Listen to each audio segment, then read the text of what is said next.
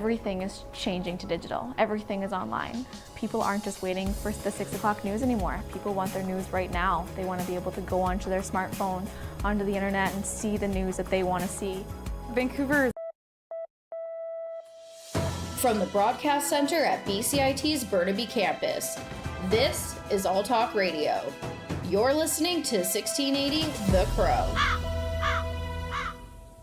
Good morning. I am Alicia Nolasco. Thank you for tuning to 1680 The Crow, and these are your morning headlines.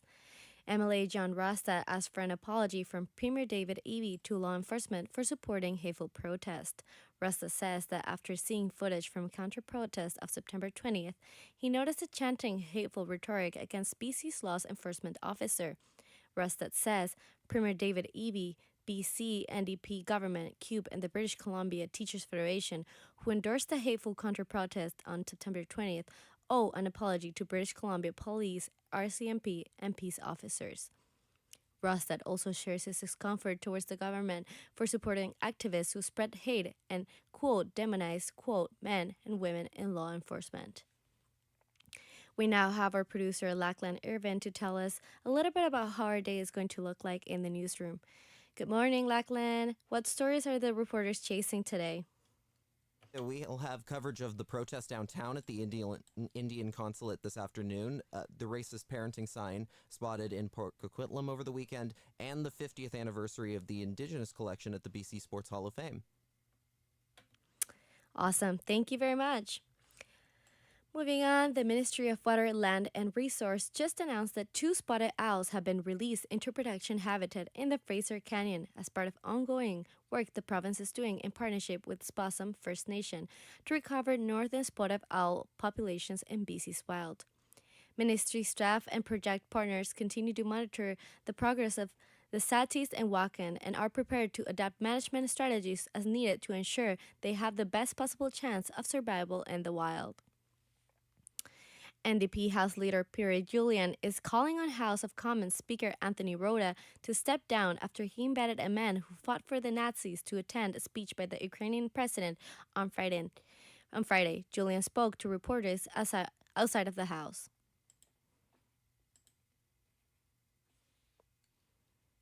But I also feel for all the people who were hurt by what happened on Friday. And so we will be not campaigning, but we will be talking with members of parliament of other parties and see where they are. And I think the public as well will be weighing in. And we're certainly seeing that in terms of calls to our offices, letters to our offices.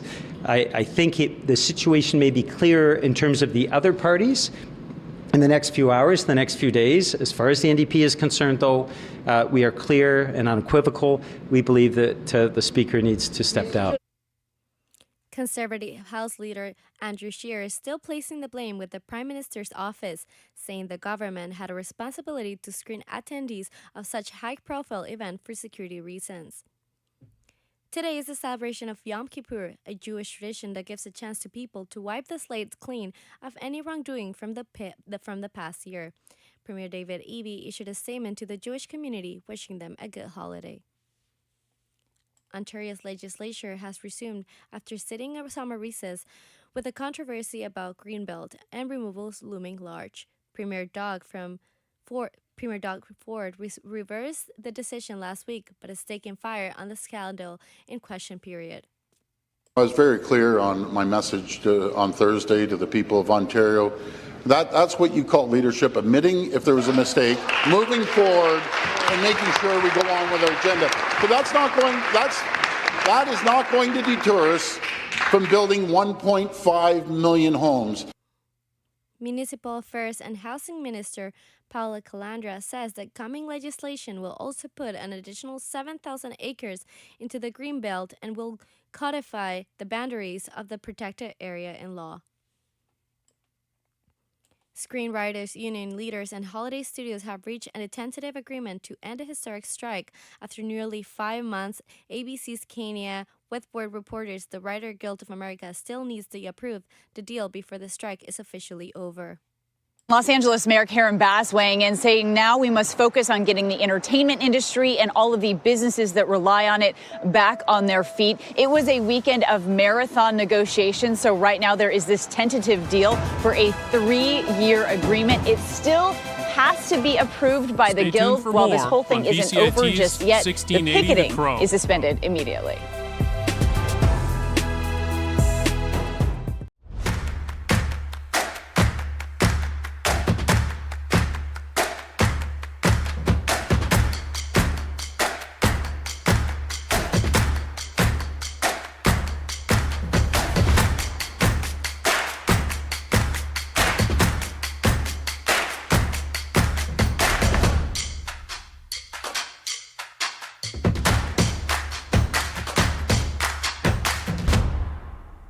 Everything is changing to digital. Everything is online. People aren't just waiting for the 6 o'clock news anymore. People want their news right now. They want to be able to go onto their smartphone, onto the internet, and see the news that they want to see. Vancouver is growing at, a really rapid rate, the Lower Mainland even, and with the tools that we're given here, we're able to cover all of that. Welcome to BCIT Magazine. I'm Radhika Sikakane. In the program, they really leave it up to you. I mean, the help is there when you need it, figuring out how to use the programs like Premiere, Audition, and figuring out how to use the cameras. But it's up to you to sort of experiment and figure out what you can do when you go out in the field. They brought candles and flowers to remember the student who lost her life yesterday. Theresa May says the international community condemns Moscow. They really make sure that you know the basics and you are able to put out a quality product. I'm Brady Tretanero. And I'm Radhika Sikakane. Thank you for tuning in to BCIT Magazine.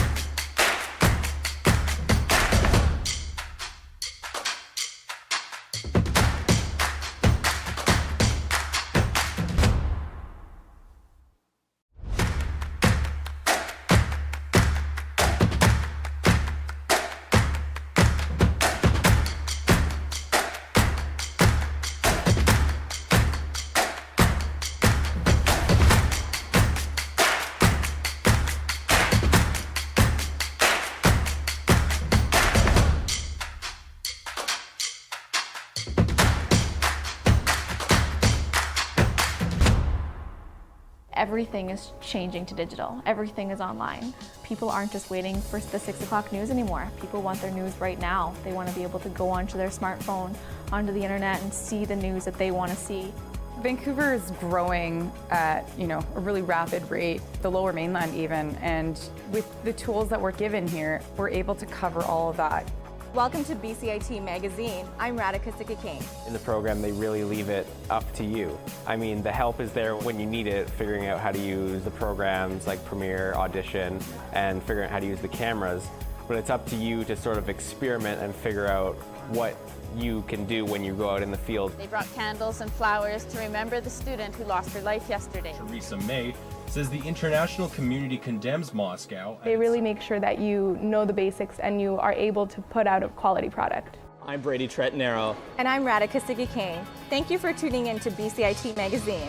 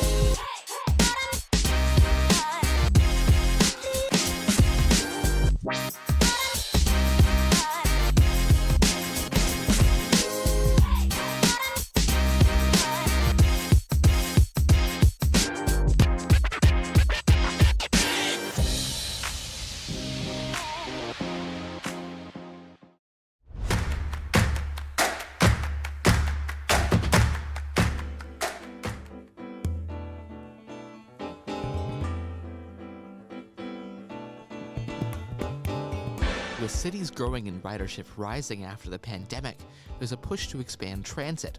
While the SkyTrain has had 2 new lines since the new millennium, the West Coast Express, the region's commuter train, has stayed relatively stagnant. The West Coast Express currently only operates on weekdays and runs 5 trains in the morning from Mission to Waterfront. 5 trains go back to Mission in the afternoon. I'm Richard Davis, and you're listening to For the Record on 1680 The Crow. My guest today is Harvey Su, the founder of the West Coast Express Expansion Association. So Harvey, what's the biggest hurdle for the expansion of the West Coast Express? I think the biggest hurdle is the track time, because the track is owned by the CP Rail, and the CP Rail has a freight priority. And also, I think the other big hurdle is the money, right? The fund. We don't have the fund for the expansion. And the Mayor's Council, on regional transportation, just reviewed its 10 years assess for everyone plan a couple of days ago, and it does not include West Coast Express expansion. The Translink CEO pointed out in the news conference that Metro Vancouver Transit ridership is bouncing back after the pandemic, and more than 86 million riders in summer 2022. And summer 2023, the number goes to 100 million, up 16%. And the West Coast Express has seen the biggest increase from 240 riders in summer 2022 to 339,000 this year, up 41%. And yet, West Coast Express is left out of this 21 billion of the next 10 years plan. The only thing mentioned about the West Coast Express in this plan is that they're going to operate, still operating the 5 West Coast Express trains with capacity scale to meet demand, and will conduct studies to support future capacity expansion. And moreover, the West Coast Express expansion is not in TransLink's 2050 regional transportation investment plan either, in which TransLink is planning to adding around 310 kilometer rapid transit. But the only thing Tri-City and the Eastern region might get is the 2 kilometer extension of the Millennium Line from Coquitlam to Port Coquitlam. So we won't see any West Coast Express service expansion until after 2050. So why do you think there's a lack of political, or is there even a lack of political will to expand the West Coast Express? And if so, why do you think that is? This is I really don't know the reason behind it, because to me it's like a no-brainer. Because in my opinion, the West Coast Express expansion could be the driving engine for the Metro Vancouver economy and housing affordability. And as I mentioned, the 2050 the investment plan, they try to build in that 310 kilometers transit. I think it's measured the Mayor's Council. I think they're catering to the need of Vancouver, not like a kind of an aggression on the Tri-City and also the Eastern region. It's like Canucks has one of the best players in the league, like Patterson, but somehow the coach only let him play 5 minutes in the first period and 5 minutes in the third period, and season after season, and they will continue to do that for the next 10 years.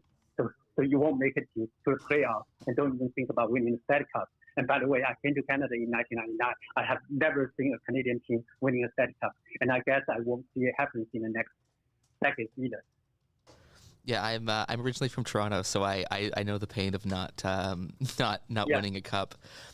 So what would the ideal service look like for you and kind of other residents along the West Coast Express? Yeah, I will hope to see that West Coast Express be a bi-directional all-day service, just like the real transit, just like a SkyTrain service. If you just mentioned that you came from Toronto, and if you take a look at the GO Transit system in Toronto, your heart will sadden even more, because they are running like bi-directionally with bigger capacity and more frequency. Well, West Coast Express has increased since July 1st, 2023. GO Transit is lowering its fares to encourage more people to use public transit. So, and I also know that Ontario government is planning to eliminate double fares on trips between GO and TTC by early 2024, and they are planning, I believe the number is around like a 13.5 billion GO expansion project. Anyway, in my opinion, the better is keep getting better, and the worse is keep getting worse. So many cities kind of are expanding, as you you suggested, due to kind of home prices going up in the region. People are flocking to it. So what does the West Coast Express of the future look like for those cities? Yeah, so I think I have we have a couple of requests. So in the short term, I think we need to extend the unidirectional service in the morning and evening by 1 to 2 hours each, and include one midday service, and also adding service during weekend and public holidays. And in the future, we should add bidirectional service between Port Coquitlam and Waterfront, Vancouver, with one more station in Burnaby and one more station in Kissing Park in Vancouver. And in the future, ideally, I want to see a dedicated track built for West Coast Express. And also we'll see if it can be a high-speed train or electrified train. That would be perfect. So that's our future goal, our future vision of the West Coast Express. And what has kind of been the public reception to the campaign? Like, you ran for office in 2022, and this was one of your main platforms. Exactly. How did the public kind of respond to the idea of an expanded West Coast Express in the communities kind of along the corridor? I think the majority of the residents around this 8 cities served by the West Coast Express, they want this extension. Because I moved to Coquitlam in 2007. When I moved here, if you look at the Loki Highway, it's empty, no cars. But right now, if you look at the Loki Highway right now, it's jam-packed. So a lot of young families, because of the housing affordability, they choose to move to Coquitlam, to Tri-City, to Maple Ridge, to Mission. But the Loki Highway is the only way out, and this West Coast Express it's only running as I mentioned, it's unidirectional and rush hour only. I think it's customized for people working downtown to use it. Other people, like other people, they won't be able to use it because the tiny schedule there, it's not accessible and not reliable, not accessible to ordinary people. Yeah, and I think we also did a survey, and around 95%, more than 96% of the people who did the survey, they all agree on the service expansion. And I also believe that there was an online a survey, and 96% of the I think it's around 5,600 people voted, and around 97-98% they agree on they're voting for the supporting for the expansion. So the demand is there for sure, and I think we just need to the local politics local government need to push out on the provincial government and federal government to negotiate with CP Rail to allow for more track time, because the track is right there, the infrastructure is right there. We're talking about a light rail, lightweight rail, the LRT in the future, but that's going to take time, and the cost is going to be huge. For example, the SkyTrain, the cost of the SkyTrain, the Broadway SkyTrain, is costing cost around $775 million per kilometer. But to build a dedicated track, somebody did an estimation. The cost is around $6 million per kilometer.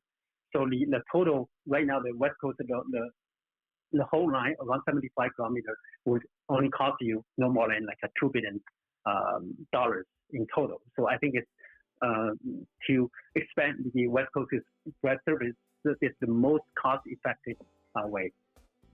Thanks so much, Harvey, for coming on the show. This has been For the Record.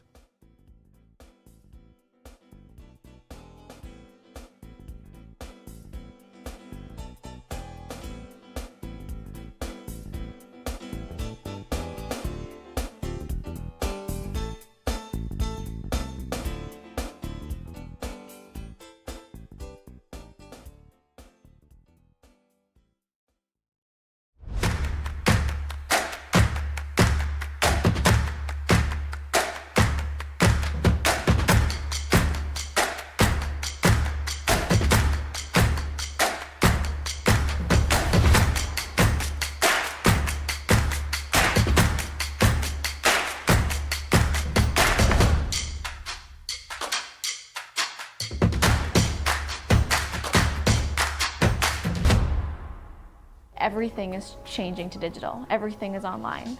People aren't just waiting for the 6 o'clock news anymore. People want their news right now. They want to be able to go onto their smartphone, onto the internet, and see the news that they want to see. Vancouver is growing at a really rapid rate, the Lower Mainland even, and with the tools that we're given here, we're able to cover all of that. Welcome to BCIT Magazine. I'm Radhika Sikakane. In the program, they really leave it up to you. I mean, the help is there when you need it, figuring out how to use the programs like Premiere, Audition, and figuring out how to use the cameras.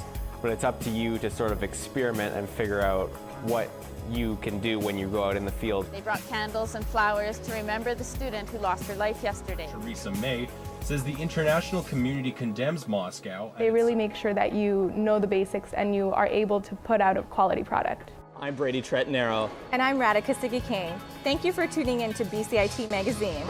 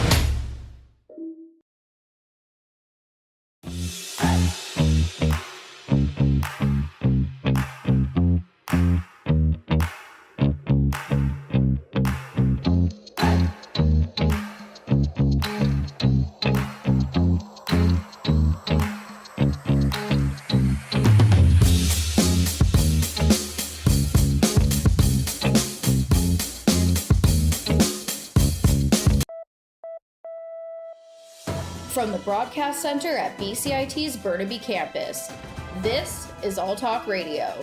You're listening to 1680 The Crow.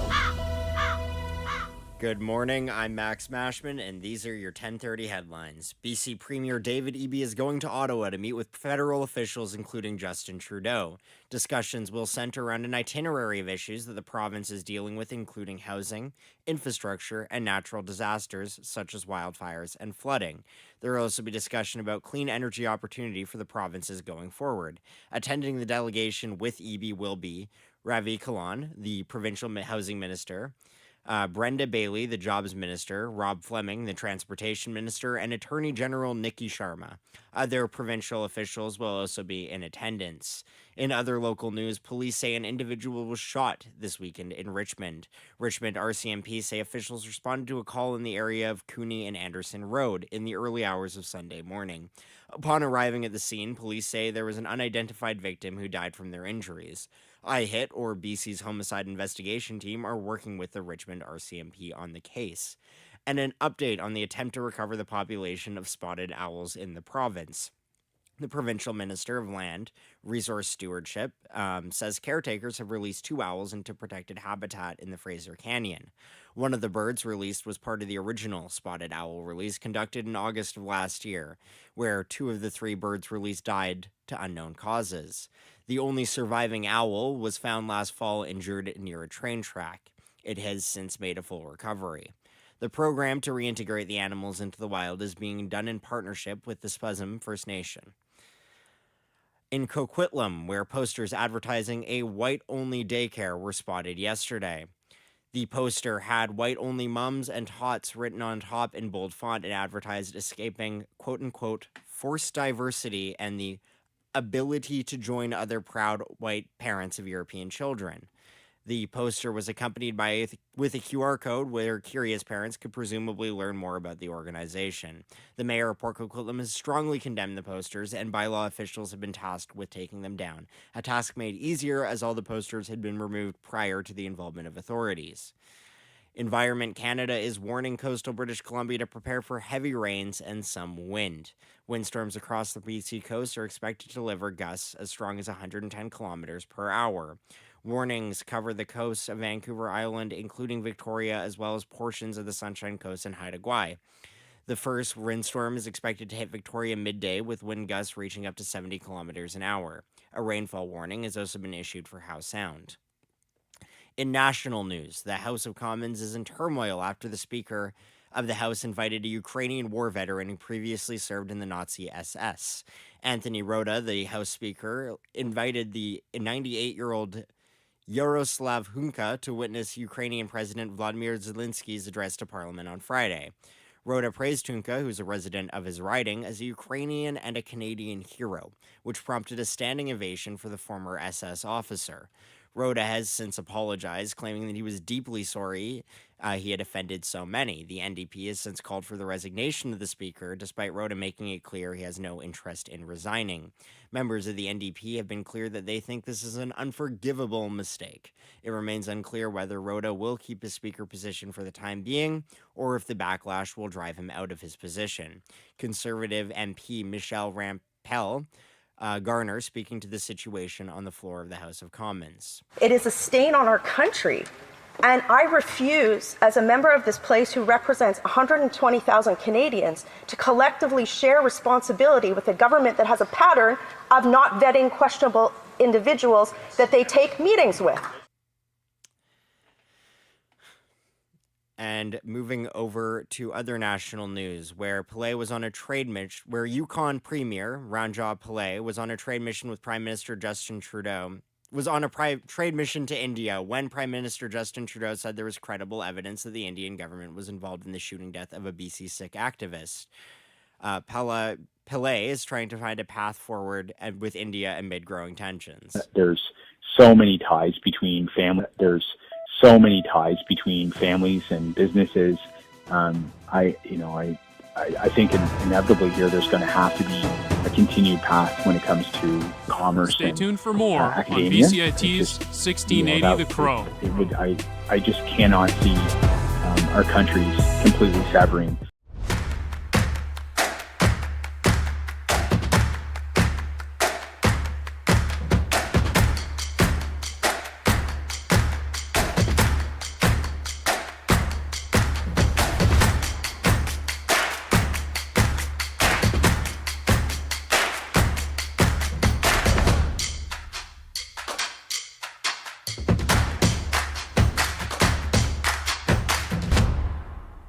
Everything is changing to digital. Everything is online. People aren't just waiting for the 6 o'clock news anymore. People want their news right now. They want to be able to go onto their smartphone, onto the internet, and see the news that they want to see. Vancouver is growing at a really rapid rate, the Lower Mainland even, and with the tools that we're given here, we're able to cover all of that. Welcome to BCIT Magazine. I'm Radhika Sikakane. In the program, they really leave it up to you. I mean, the help is there when you need it, figuring out how to use the programs like Premiere, Audition, and figuring out how to use the cameras. but it's up to you to sort of experiment and figure out what you can do when you go out in the field. They brought candles and flowers to remember the student who lost her life yesterday. Theresa May says the international community condemns Moscow. They really make sure that you know the basics and you are able to put out a quality product. I'm Brady Tretanero. And I'm Radhika Siggi-Kane. Thank you for tuning in to BCIT Magazine.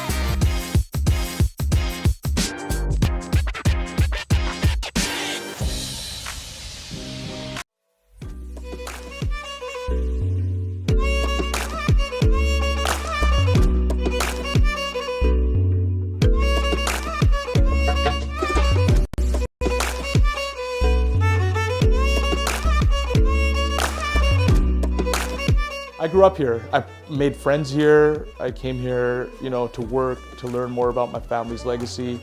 I learned my language here. This is home.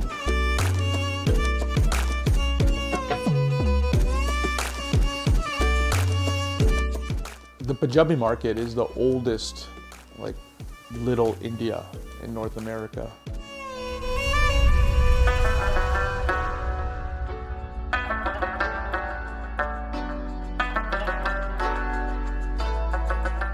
In 2008, after the global financial crisis, specifically with the Punjabi market, people were just looking for opportunities. So that's why you saw a lot of the commerce flee from here into Surrey.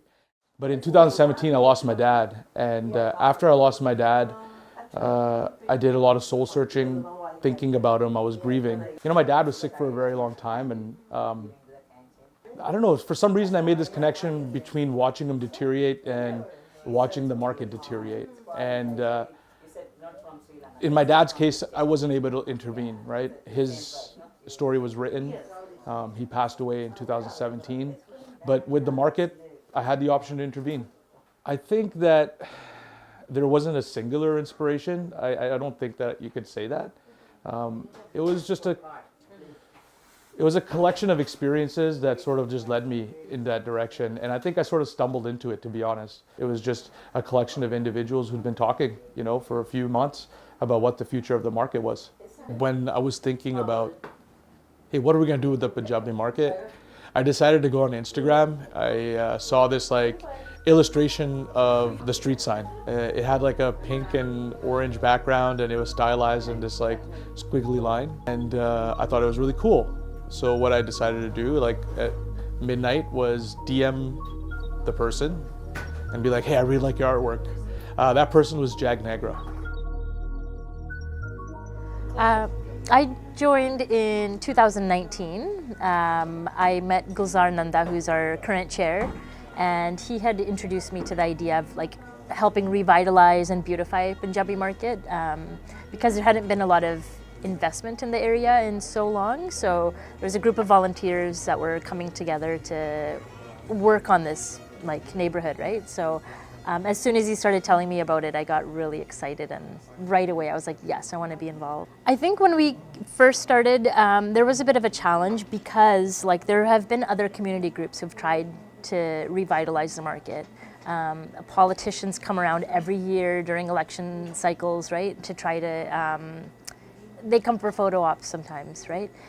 There's been lots of empty promises. There's been lots of broken promises. So there was a little bit of hesitation and like disbelief, I guess, in the work we were trying to do. But I think as we're making, I think the physical changes is what helps them see that we are doing something, right?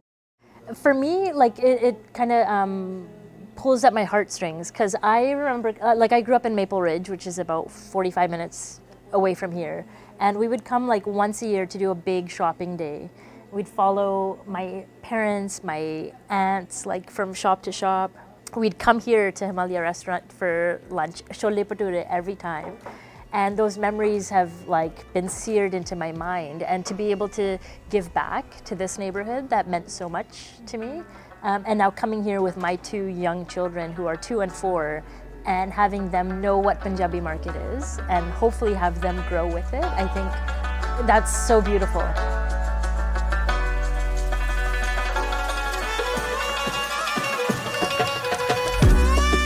Well, as I said, there was none of the Indian business. So the people coming from even Prince George, Kamloops, William Lake, when there was a long weekend holidays, they were doing to do the business in the Punjabi market. Having a store on Main Street, you can brag about it, honestly. And like having, like in 90s when I opened the store, having a store, a big store like this, it was really great to have something on Main Street. And in those days though, no, it was a very, very great thing to have something. ਤਾਂ Punjabi market ਦੇ ਵਿੱਚ ਪੰਜਾਬੀ ਦੇ sign ਲੱਗੇ, ਬਾਈਲਿੰਗੁਅਲ sign ਲੱਗੇ ਹੈ। ਬਾਹਰ India ਤੋਂ ਪਹਿਲੀ ਵਾਰੀ ਇੱਥੇ ਵੈਨਕੂਵਰ ਦੀ ਪੰਜਾਬੀ ਮਾਰਕੀਟ ਸਾਈਨ ਲੱਗੇ ਹੈਗੇ ਪੰਜਾਬੀ ਦੇ। God, there are lots of memories. I remember the first parade when we saw there more than 100,000 people walking by the street. Wow, it was packed. Like you can't even walk around there. There were so many people. That was such a big community we have here, and that was a show of strength as well for the community, I guess. And we were very proud to be, to be part of that event. We celebrated the 25th of anniversary in 1995. At that time, the most of the shops were run by the Indo-Canadian community.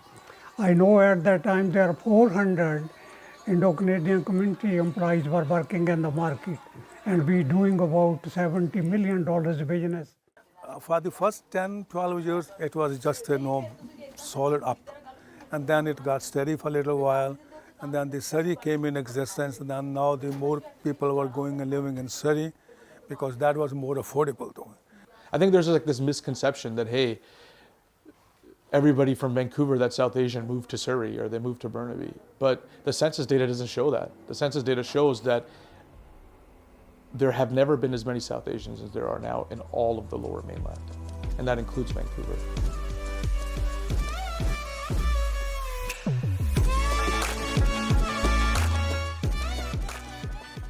What we can do to help support those businesses is create what we call placemaking. So making a destination, making a place that people want to go, and centering Punjabi market as a real locus for South Asian culture in the city of Vancouver. Yeah, we advocate for this neighborhood a lot. We meet regularly with the city of Vancouver.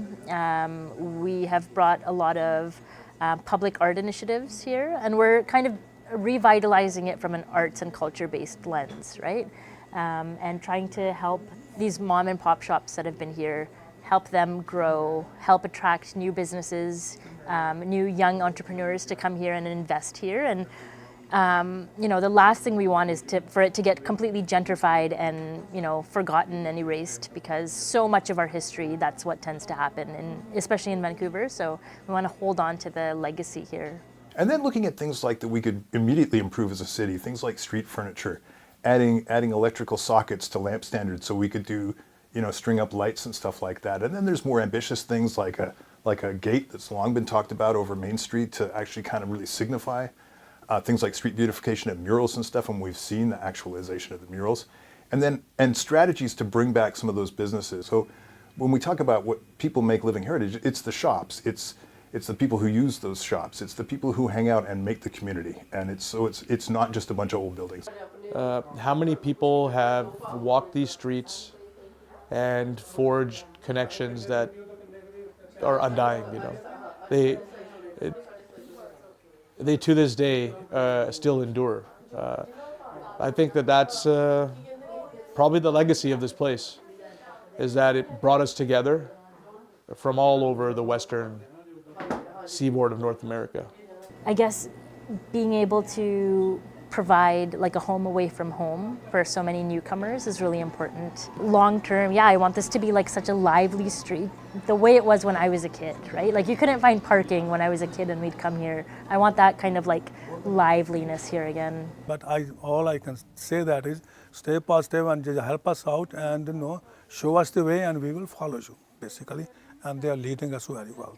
Well, I think the Gulzar Nanda's organization is doing their best try to keep the market up. I think it would survive. Yeah, it feels incredible. It's like, as a visual artist, I never thought I would be here. Like I was like making art, right?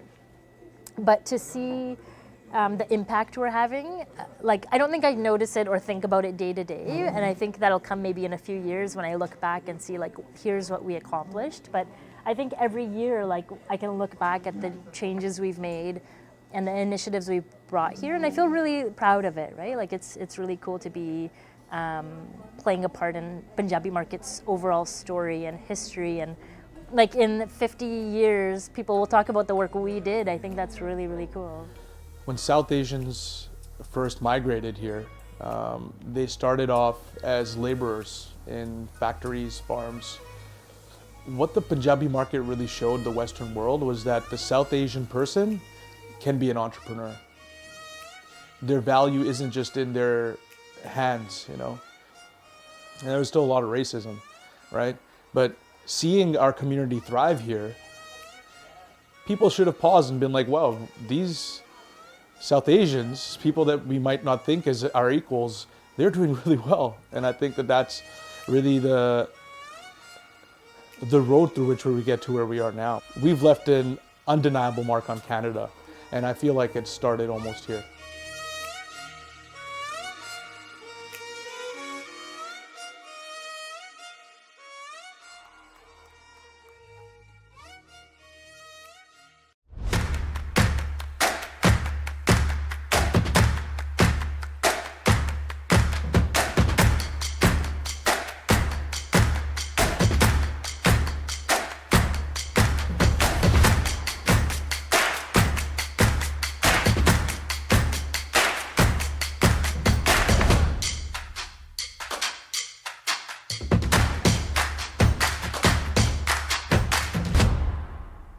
Everything is changing to digital. Everything is online. People aren't just waiting for the 6 o'clock news anymore. People want their news right now. They want to be able to go onto their smartphone, onto the internet, and see the news that they want to see.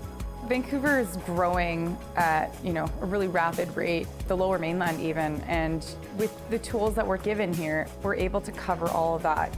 Welcome to BCIT Magazine. I'm Radhika Sikakane. In the program, they really leave it up to you. I mean, the help is there when you need it, figuring out how to use the programs like Premiere, Audition, and figuring out how to use the cameras. But it's up to you to sort of experiment and figure out what you can do when you go out in the field. They brought candles and flowers to remember the student who lost her life yesterday. Theresa May says the international community condemns Moscow. They really make sure that you know the basics and you are able to put out a quality product. I'm Brady Tretanero. And I'm Radhika Sikakane. Thank you for tuning in to BCIT Magazine.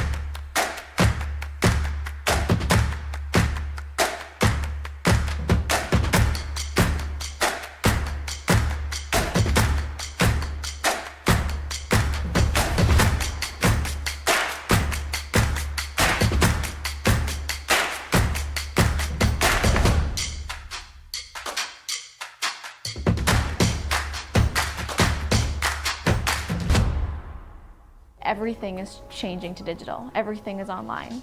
People aren't just waiting for the 6 o'clock news anymore. People want their news right now. They want to be able to go onto their smartphone, onto the internet, and see the news that they want to see. Vancouver is growing at, a really rapid rate, the Lower Mainland even, and with the tools that we're given here, we're able to cover all of that. Welcome to BCIT Magazine. I'm Radhika Sikakane. In the program, they really leave it up to you. I mean, the help is there when you need it, figuring out how to use the programs like Premiere, Audition, and figuring out how to use the cameras. But it's up to you to sort of experiment and figure out what you can do when you go out in the field. They brought candles and flowers to remember the student who lost her life yesterday. Theresa May says the international community condemns Moscow. They really make sure that you know the basics and you are able to put out a quality product. I'm Brady Tretanero. And I'm Radhika Sikakane. Thank you for tuning in to BCIT Magazine.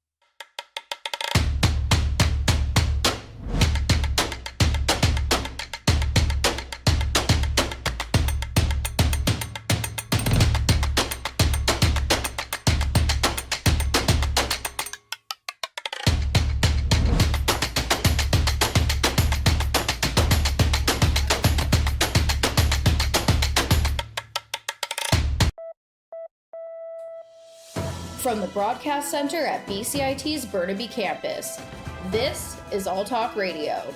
You're listening to 1680 The Crow. Good morning. Thank you for tuning in to 1680 The Crow. I am Alicia Nolasco, bringing you the morning headlines. Statements are now in effect for special weather in Metro Vancouver due to a fall storm expected to bring strong winds and heavy rain. Residents are now being warned about potential power outages and prepare for falling branches. According to Environment and Climate Canada, winds up to 70 kilometers per hour are forecasted to batter the region today. Due to this adverse weather, BC Ferries is canceling sailings today morning. The 8 a.m. and noon sailings out of Sawasan have been canceled off, as have the 10 a.m. and 2 p.m. departures from Swartz Bay. House Speaker Anthony Rota is facing calls for resignation after he invited a man who fought for the Nazis to attend a speech by the Ukrainian president. Rota apologized in the House of Commons today and took sole responsibility for inviting and recognizing Yaroslava Honka, but Conservative House Leader Andrew Scheer says the blame still rests with the Prime Minister's office. Is it the government's position that when we have a foreign head of state, that the government does zero security vetting for who will be in the same room as that head of state? Is that the message that we're sending to our allies? Government House Leader Karina Gould says neither the Government of Canada nor the Ukrainian delegation had any knowledge of Honka's invitation. A Vancouver street will shut down traffic near a waterfront station due to a protest. Our reporter Richard Davis has more. Sikh groups are planning to protest outside of the Consulate General of India's office today at noon, following the death of Hardeep Singh Najjar and the Indian government's suspension of visa services for Canadian citizens. Last Monday, Prime Minister Trudeau stood up in the House of Commons and accused the Indian government of being behind the killing of Najjar, a Canadian citizen and prominent Sikh activist. The Indian government wanted Najjar for years, claiming he had links to terror groups. Due to the protests, the VPD have closed off House Street between West Cordova and West Hastings Street. Richard Davis, 1680 The Crow. Experts say every dollar spent on an orange t-shirt for Truth and Reconciliation Day should be a conscious effort to uplift an Indigenous business.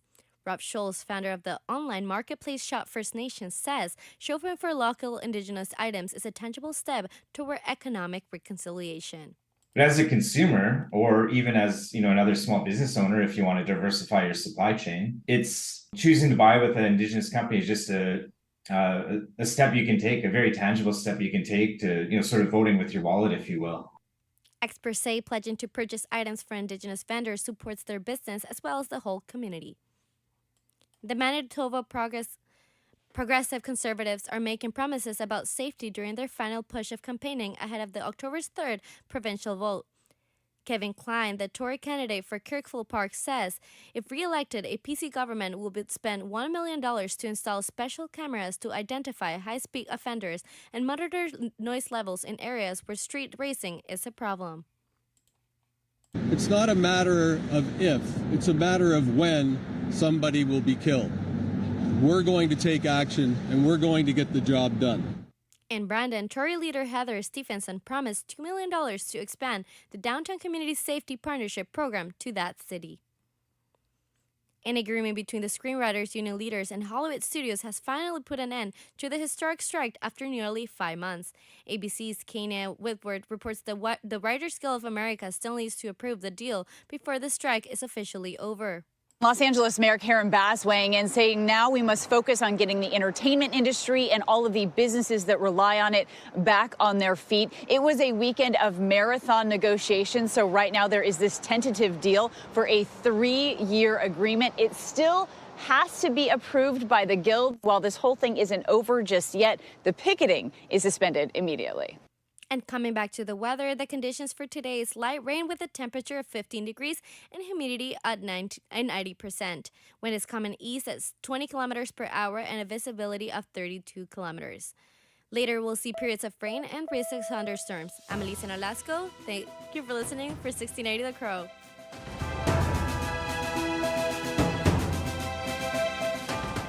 Stay tuned for more on BCIT's 1680 The Crow.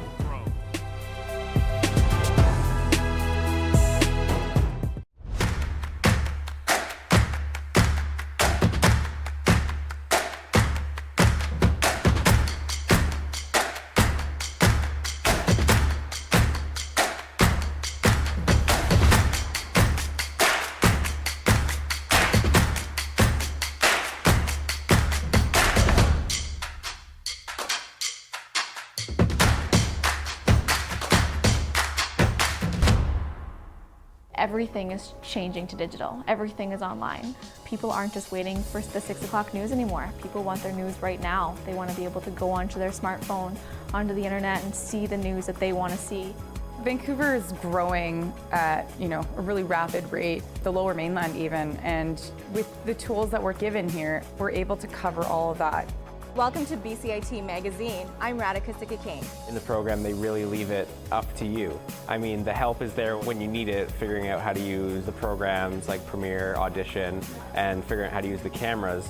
But it's up to you to sort of experiment and figure out what you can do when you go out in the field. They brought candles and flowers to remember the student who lost her life yesterday. Theresa May says the international community condemns Moscow. They really make sure that you know the basics and you are able to put out a quality product.